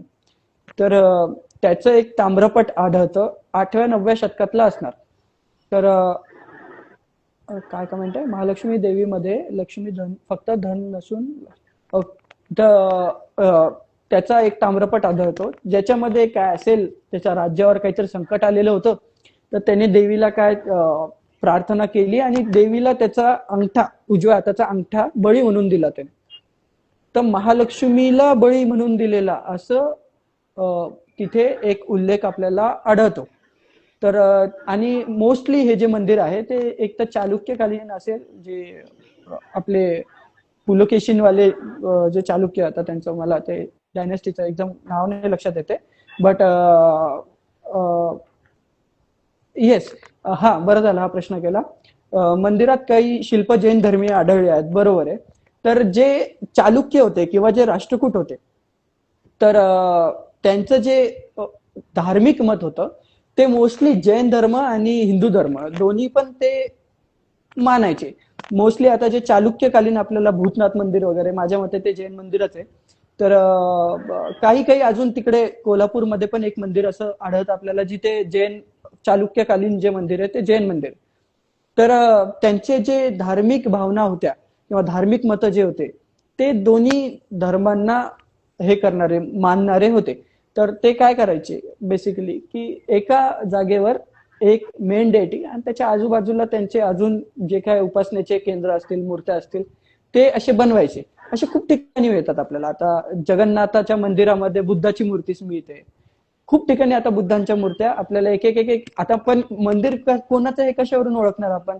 द्वारपाल बघू, त्याच्याबद्दलची ऐतिहासिक माहिती बघू, जर अभिलेख असेल तर ते बघू, मेन मूर्ती कुणाची आहे, त्याची आयकोनोग्राफी कशी आहे, की तिथे अजून काही बौद्ध किंवा जैन मंदिर असे जैन रिलेटेड काही मिळतंय का ते बघू. जर असे छोट्या मोठ्या एखाद्या मूर्त्या जर छोट्या छोट्या साईजच्या एक मंदिराच्या आजूबाजूला लागलेल्या मिळत असतील तर त्याच्याने ते जैन मंदिर किंवा बौद्ध स्तूप होत नाही.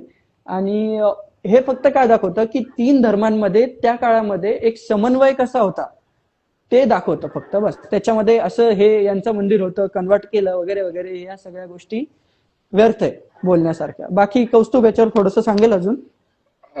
आता याच्यामध्ये हे काय आहे की हे जे थेरोटिकल मांडणी आहे, हे म्हणजे थेरोटिकल मांडणी आपण ते जरा तपासली पाहिजे ना, काय अँगल्स हे दाखवत आहे की कन्व्हर्जन केलं गेलं किंवा जे आहे ते मूळ धर्माचं एका धर्मानं पाळलं किंवा दुसऱ्या धर्मानं त्या मूळ धर्माचं पाळलं, हे जे मांडणी आहे.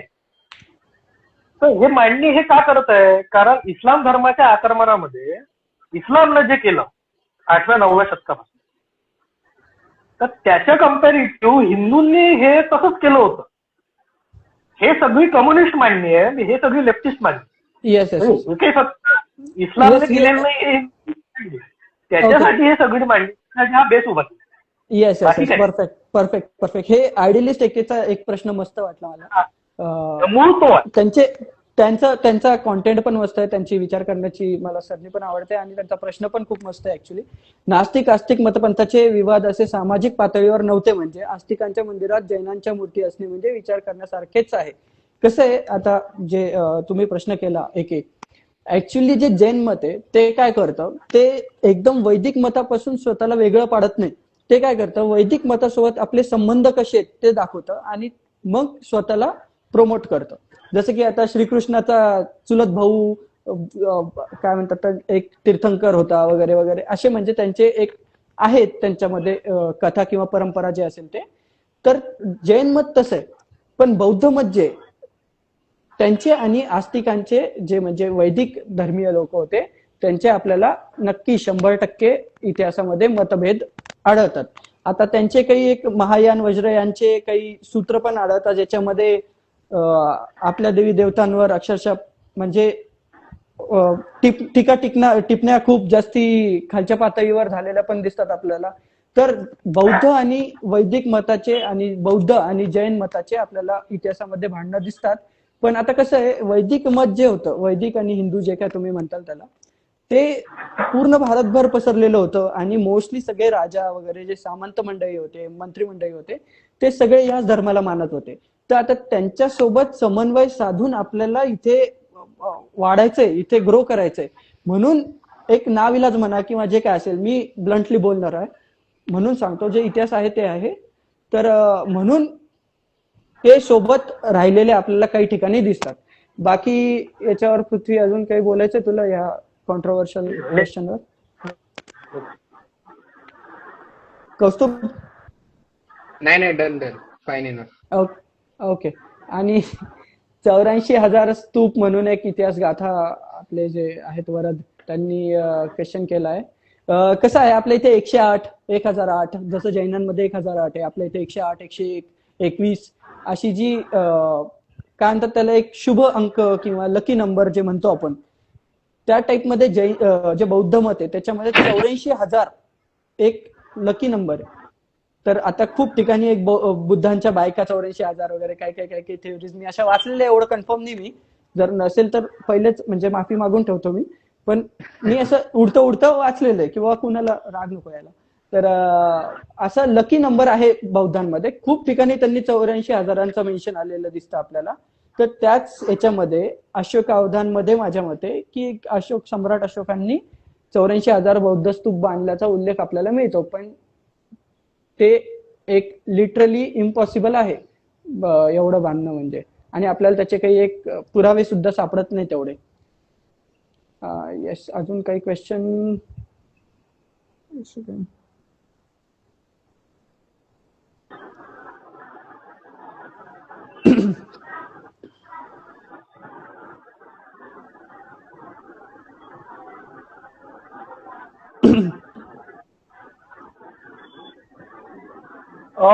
आपण एक ठरवूया, एक रविवार टू रविवार आपण त्याच प्रकारे करत लाईव्ह, जाऊयात, ओके. किंवा सगळ्यात महत्वाचा मुद्दा म्हणजे आपण युट्यूबवर उतरतोय आणि युट्यूब चॅनल आपण चालू करतोय. हो, मी आता त्याच्यामुळे- परवा माझ्या युट्यूब बद्दल टाकली होती स्टोरी, काही मला एवढा रिस्पॉन्स आला नाही. तर म्हणजे करावं की सुरू की नाही करावं? नाही, प्रश्नच उतरायचं तर पडला. आहेच. मी पृथ्वीला बोललोच आहे, उतरूया. व्हेरी कारण मच. ज्या प्रकारे इथं ज्या प्रकारे आपण बोलतोय, तशीच आपण एक प्रकारे चर्चासत्र किंवा अशाच प्रकारे आपण युट्यूबवरही करू शकतो. आपले दख्खनी आहेत त्याच्यात. मनोज रहाट, सॉरी नाव जर चुकीचं घेतलं असेल तर मला वाचता येत नाही इंग्लिश मधून ते नाव. तर येस, तुम्ही जे बोलले ते बरोबर बोलले. आणि त्याच्यानंतर राजा हाल गाथा सप्तशती बद्दल माहिती द्या. ते बेसिकली माझ्या मते एक प्रेम कहाणी किंवा जे एक वैवाहिक म्हणजे हे कपल, त्याच्याबद्दलची माहिती अशी कविता स्वरूप आहे असं मी ऐकलेलं आहे. मी आत्ताच परवाच वाचायला सुरुवात केलेली आहे, त्याच्यामुळे मी जास्त बोलत नाही त्याच्यावर. पण त्याच्यामध्ये आता एक मध्ये प्रश्न उभा राहिला होता की सातवाहन जर हिंदू होते, वैदिक धर्मी होते, तर त्यांनी एवढे बौद्ध लेण्या का बांधल्या, त्यांनी मंदिरं का नाही बांधले? तर त्याच्यावर एक प्रश्न, म्हणजे आता याच्यातून आपल्याला निघालाच आहे विषय म्हणून. तर सातवाहनांचा जो राजा, म्हणजे एक राजा होता सातवाहनांचा, हल सातवाहन, त्याने त्याच्या गाथा सप्तशतीच्या पहिल्याच गाथेमध्ये पशुपती, गौरी आणि सूर्यदेव, सूर्याला अर्घ्य देण्याची गोष्ट केली आहे. आणि पशुपतीला नमन करून, गौरीला नमन करून त्याने त्याची गाथा सप्तशती सुरू केली. आता पुढे एका गाथेमध्ये काय येतं की त्याच्या एका गाथेमध्ये येतं की राधा आणि कृष्ण या दोघांना पण त्याने एक गाथा किंवा काव्य एक डेडिकेट केलंय, हे पण येतं.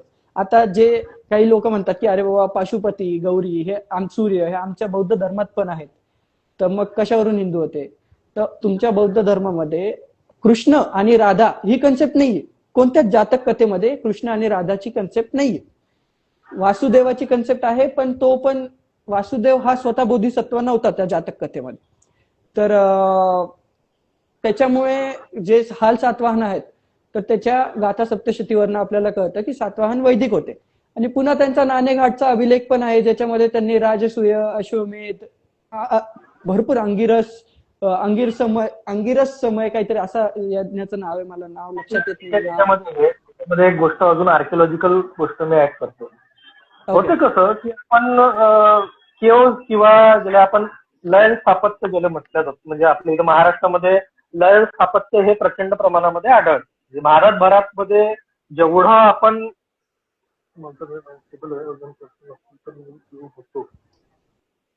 हा एक 10 मिनिटामध्ये आपण स्टॉपच करू शकतो. 10 मिनिटामध्ये थांबू आपण. एवढं काय हा झालं? त्याचं अनस्टेबल आहे असं म्हणत आहे कौस्तुभ. ओके ओके ओके, ठीक आहे कौस्तुभ, काही प्रॉब्लेम नाही. थांबू आपण, काय प्रॉब्लेम. हा थांबू एक 10-15 मिनिटामध्ये थांबू. हा, तर सगळ्यात महत्वाची गोष्ट म्हणजे आपली इथे लयन स्थापत्य म्हणजे आपल्या इथे केव्स हे महाराष्ट्रामध्ये प्रचंड प्रमाणामध्ये मिळते. आशिष आता दादा आलाय. मी आलाय का आशिष? हा, मी ऍड तर केलंय, बट अजून तर काही झालं नाही जॉईन. तो कुठे गेला? कौस्तुभ ऑफलाईन गेला मे बी. पण आशिषचा असेल तर जरा मग वाढवू शकतो, कारण लोक येतील पुढचे लोक. हा, आपण दोघं तर आहोतच. हा, आशिष दादा, पुन्हा एकदा रिक्वेस्ट टाका जर तुम्ही असाल तर लाईव्ह मध्ये.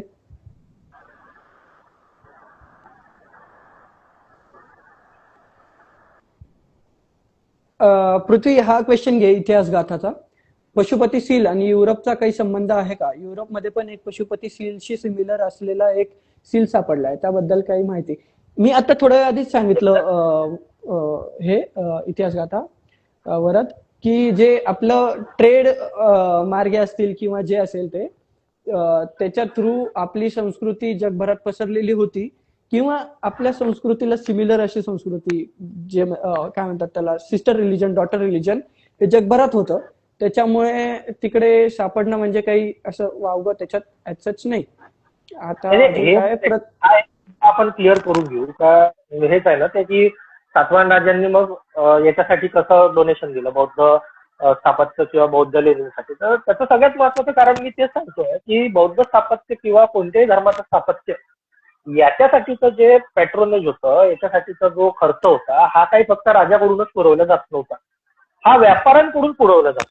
90% महाराष्ट्रातील लेणी या व्यापाऱ्यांकडून बनवल्या गेल्या. आणि त्या लेणींचं जर तुम्ही निर्मिती आणि त्यांचे जर स्थान पाहाल तर ते कुठे आहे, महत्वाचा मुद्दा तो आहे की ते लेणी कुठे बनवल्या गेल्या आहे, तर त्या सगळ्या व्यापारी मार्गावर बनवल्या गेल्या, ट्रेड रूट्सवर सगळ्या लेण्या बनवल्या गेल्या.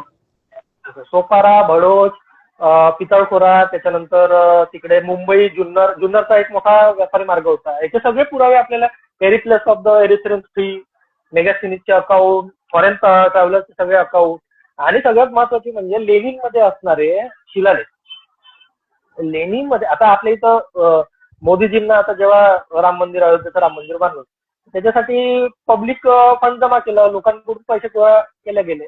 त्याच प्रकारे लेणी किंवा कोणत्याही धर्माची एक स्थापत्य, कोणत्या धर्माचं स्थापत्य, याच्यासाठी जो पैसा दिला जात होता तो सामान्य लोकांकडून सुद्धा दिला जात होता.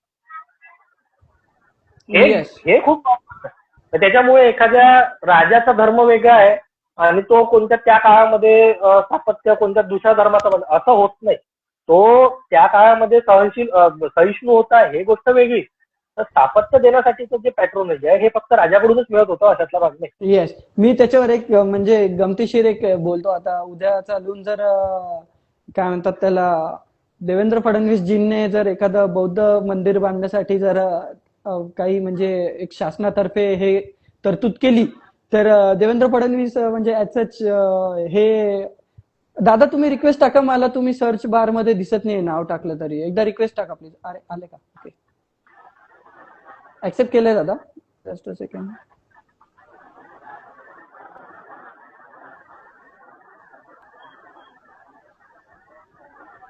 झाले का जॉईन? उरलेची उत्तर एखाद्या व्हिडिओ मार्फत दिली तर उत्तम. म्हणजे आपण काय करू, एक जबरदस्त एक म्हणजे आता तर आपलं चालूच आहे, युट्यूब बनवण्याचं चालूच आहे, त्याच्यामुळे रील मध्ये हे सगळं पसरू. आता दत्तनीकडे आपण जरा ते एडिटिंगचं काम देऊ आणि याचे जेवढे रील्स बनवता येईल तेवढे आपण बनवू.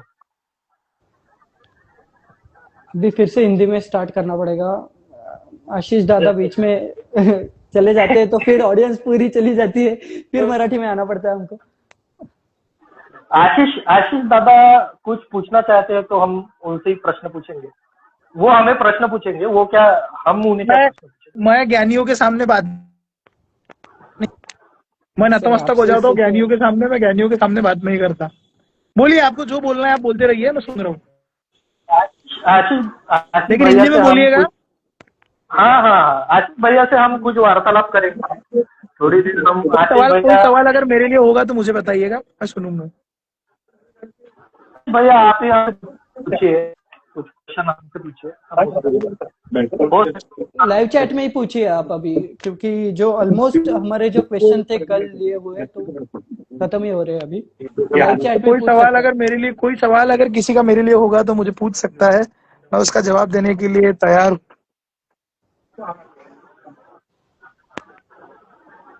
काही सुरू आहे, बाकीचे पोरं आहे त्यांनी लाईव्ह घेतलं, ऑडियन्स भेटते. पूछिए तू.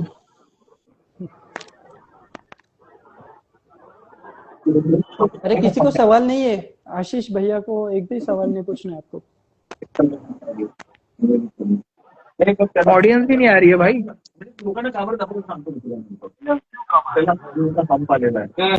क्या हो गया क्या बताओ। Why Balram is considered as ninth avatar of Vishnu in South India? देखिए अभिजीत जी, जो मैं इसका आंसर देता हूँ, जो महाभारत है उसमें जो क्रिटिकल एडिशन आपको मिलता है, क्रिटिकल एडिशन, उसमें क्या होता है बेसिकली, जो पूरे इंडिया में मिले हुए जो तो उसको संग्रहित करके और उसमें जो कॉमन कॉमन जो और लॉजिकल जो श्लोक है उसको संग्रहित करके क्रिटिकल एडिशन बनाया जाता है। तो उसमें ना जो विष्णु के 10 अवतार बताए गए हैं उसमें देखो, मत्स्य कूर्म, उसके बाद वराह, नरसिंह, वामन और राम राम राम 3 बार आया है। तो राम 3 बार मतलब कौन? पहला राम जो है वो परशुराम आते हैं, फिर आते हैं दाशरथी राम, इसका मतलब दशरथ पुत्र श्री राम अपने, और उसके बाद जो आते हैं राम वो है बलराम, और उसके बाद आते हैं कृष्ण और कल्कि। जो बुद्ध अवतार जो ज्वाइन हुए 10 अवतार में, वो बेसिकली छठे सातवीं जो सदी थी उसमें क्या हुआ, जो बौद्ध मत भी मानते थे लोग और वैदिक मत भी मानते थे, ऐसे लोगों ने दोनों को सम्मान देने के लिए विष्णु के 10 अवतार में बुद्ध को भी ऐड कर दिया। तो उसको बाद में कुछ लोगों ने रिफ्यूट भी किया है, फिर बाद में वो ज्यादा उसको प्रसिद्धि मिली, तो फिर बुद्ध एज अ 9th अवतार ज्यादा प्रसिद्ध हुए। पर ओरिजिनल जो महाभारत है, जो क्रिटिकल एडिशन में अपने को मिलता है, उसमें बलराम ही 8वें अवतार है और 9th अवतार कृष्ण है, 10वें अवतार कल्कि है। इसका और एक मैं एडिशन करना चाहूंगा कि हमारे यहाँ पे ईस्ट पूर्व 2nd सेंचुरी से लेके लगभग 3rd सेंचुरी 4th सेंचुरी तक हमारे यहाँ पे पांचरात्र ट्रेडिशन थी। पांचरात्र एक, इसमें लगभग 5 देवी देवताओं का कल्चर हमें मिलते हैं। उसमें बलराम मिलते हैं, कृष्ण मिलते हैं, मतलब वासुदेव मिलते हैं, राम मिलते हैं, प्रद्युम्न मिलते हैं, और एक थे अभिमन्यु नहीं, एक और कौन मिलते हैं, साम प्रद्युम्न, शाम प्रद्युम्न, उसके बाद सात्यकी भी है आई गेस उसमें। नहीं सात्यकी, शाम ये प्रद्युम्न, बलराम, कृष्ण और आई गेस 5th कौन था? एकादश। नहीं नहीं, पंचवृष्णि में वो नहीं आते आई गेस, सात्यकी आता है पंचवृष्णि में। ओके, हाँ, तो ये इनमें जो है ना, तो ये 2nd सेंचुरी 3rd सेंचुरी तक इनका प्रभाव पूरे भारत में बहुत था। पांचरात्र ट्रेडिशन, पंचवृष्णि क्लैंस के ये जो हीरोज है, इनके पूरे भारत में हमें कल्चर्स मिलते हैं, कल्चरल पैनल्स मिलते हैं, और 3 हीरोज मतलब बलराम, एकादशा और वासुदेव, इनके भी हमें बहुत सारे कल्चर्स देखने को मिलते हैं। इसका ये इसी के वजह से बाद में जाके पौराणिक स्टोरीज में कई कई पे 10 अवतारों में 9 जो अवतार है वो संकर्षण या बलराम, इनका हमें देखने को मिलता है। शुभंकर जी, इट डजेंट मैटर एक्चुअली, उसका कुछ मतलब एज सच उसका रेलेवेंस ही नहीं बनता है वो सवाल पूछने का। वो कौन सा वंश था, कौन सा ओरिजिन था, वो मत पूछिए। संकर्षण म्हणजे इतिहास गाथा, संकर्षण म्हणजेच बलराम, वासुदेव म्हणजे कृष्ण।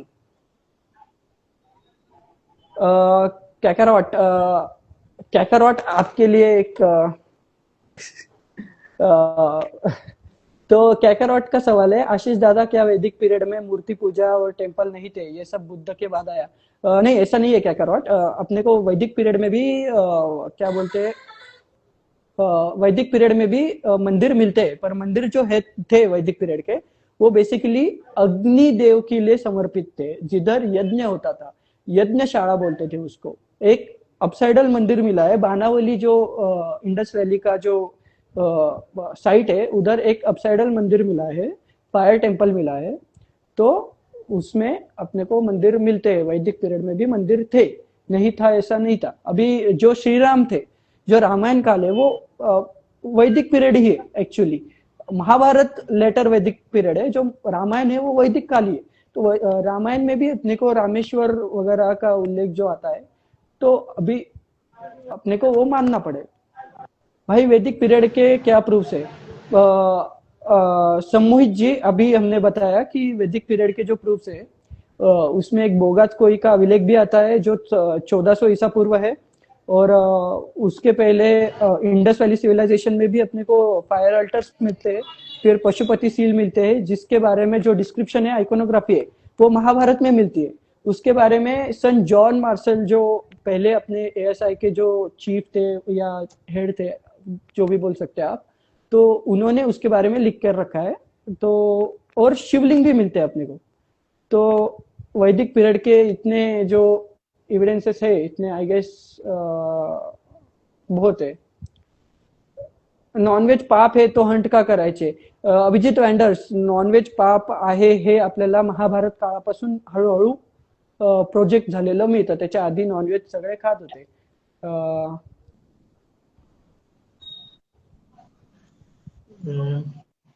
आवाज येतोय का माझा?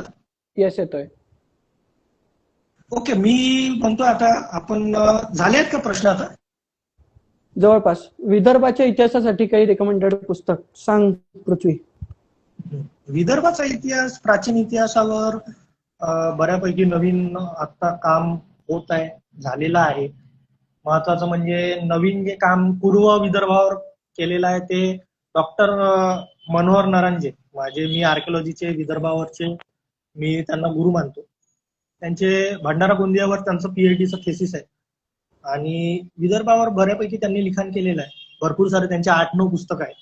त्याच्यानंतर यामा काळे यांनी सगळ्यात पहिल्यांदा नागपूरकर भोसल्यांचा इतिहास लिहिला, तो अवेलेबल आहे। वराड प्रांताचा इतिहास म्हणून त्यांनी लिहिलेला आहे, तो सुद्धा चांगला ग्रंथ आहे। 2 ग्रंथ खूप चांगले आहेत। भारा अंधारे यांनी जवळजवळ नागपूरकर भोसल्यांच्या इतिहासावर चरित्रात्मक काम केलेलं आहे।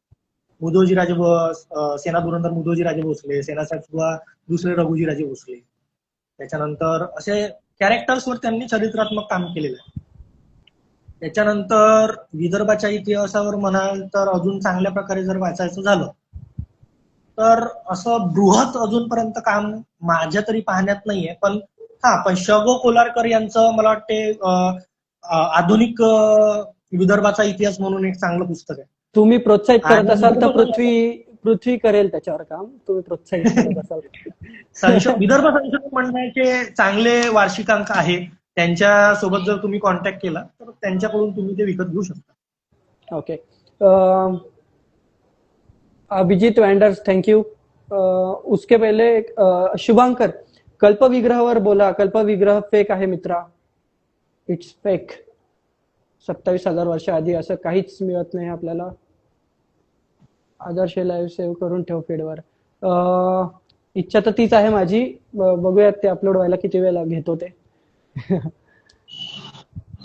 करून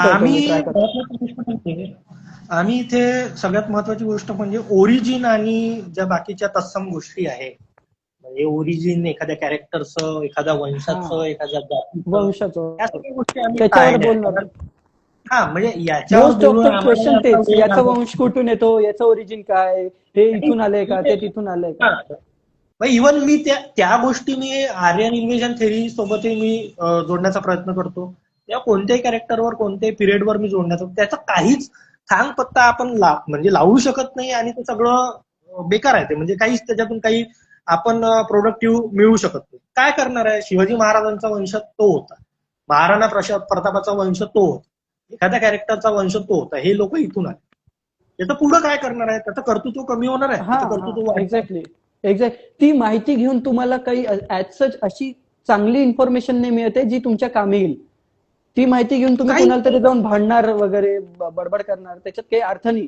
तुम्ही काहीतरी नाही, कामाची माहिती घ्या आणि जेणेकरून तुम्हाला जर पुढे इतिहासात इंटरेस्ट असेल तर तुमच्या कामी येईल ती पुढे माहिती. म्हणजे एमपीएससी युपीएससी साठी कामाची माहिती नाही फॉर एक्झाम्पल, म्हणजे त्याचं म्हणजे Yes. ते काही आपण अप्लिकेबल नाही करू शकत. एमपीएससी युपीएससी जर कोणी करत असेल तर आमचे व्हिडिओज बघू नका. फेल होताल तुम्ही. सनातन हिंदू धर्माची सुरुवात कुठून झाली? सनातन हिंदू धर्माची सुरुवात सरस्वती नदीच्या काठावर झाली आहे. सरस्वती नदीच्या बँक्स मध्ये सुरुवातीचा अर्ली वैदिक पिरियड जो आहे तो सरस्वती नदीच्या काठावर लिहिला गेला होता. त्याच्यानंतर तो पसरत पसरत सिंधू पर्यंत गेला, इकडे गंगेपर्यंत गेला आणि खाली नर्मदेपर्यंत आला आणि त्याच्यानंतर महाभारत काळामध्ये आपल्याला गोदावरी पर्यंतचा मिळतो. गोदावरी पर्यंत पण आणि त्याच्या खाली कृष्णेपर्यंत समजा. Bro if you can't prove it. हा आदर्श, सगळ्यात महत्वाचं म्हणजे हे सेव्ह करण्याचं विसरू नको, शेअर कसं करण्याचं करतात मला विसरू नको. माहितीच नाही. इथे आता तू जेव्हा लिव्ह करण्याचं जेव्हा ऑप्शन येईल ना त्याच्या वेळेस तुला ते हे दिसेल, सेव्ह करण्याचं दिसेल आणि त्याचं ते शेअर करण्याचं दिसेल. तर दोन्ही करून घे. ओके. कारण आपण आणखी ते काही पटकन क्वेश्चन्स असतील तर पटकन विचारा. जर तुम्ही क्वेश्चन विचारत असेल तर थांबतो. 10 मिनिटं आहेत आमच्याकडे, पृथ्वीकडे आणि माझ्याकडे. नाहीतर मग आम्ही 9 वाजेचा टाइम धरूनच आलो होतो दोघं जण ऍक्च्युली. नाहीतर मग संपूयात आपण सेशन. संपूया आणि आपण रविवार कन्व्हर्सेशन करू. चालेल. ओके चालेल. ओके, थांबूया. ठीक आहे. चलो बाय बाय. थँक्यू. खूप जास्ती सपोर्ट ओके. मिळाला तुमचा आज. चला बाय. Bye bye guys.